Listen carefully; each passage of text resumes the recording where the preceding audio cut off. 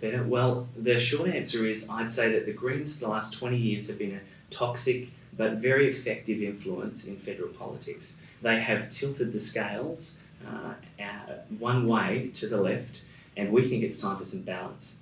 As the Australian Conservatives, we seek to be that balancing influence, to right the scales, almost to be a correction from what has happened. And if we can get 6 to 10%, so we're not just keen to have people of faith be in our party. Obviously, we are very keen for those people to be part of our party, but we also want people who perhaps have a different worldview in terms of faith, because if someone's an economic or a social conservative, then it makes sense to team up. On the left, you've got the Greens, and they might agree out of 5 out of 10 things. They actually might not agree on a lot of things, but they're teaming up and they're being effective. And I think we on the right need to do that. And Australian Conservatives are the insurance policy. Do we want a Labor government? No. We want the coalition government to win. We want the Liberal Party to be the best conservative version of itself that it can be. And we believe if we're an external force to help, that reality will be more easily be able to achieve. So that's where we see our value as a third-party insurance policy for conservative voters who actually want a Senate spot for a principled, sensible, conservative party.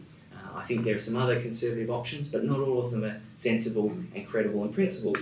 And we might not get the headlines that perhaps others do, but that's okay because we want to be sensible.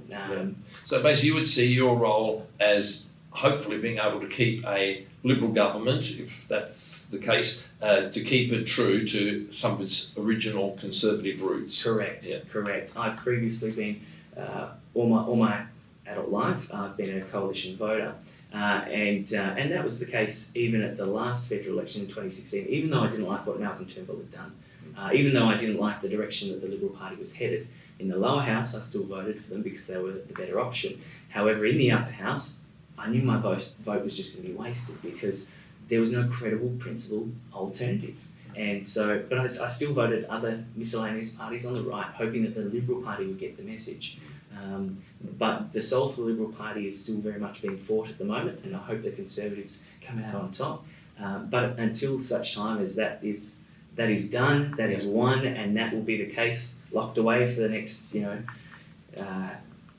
decade or more, I'll still continue to fight out there as an external influence to kind of fight on the flank.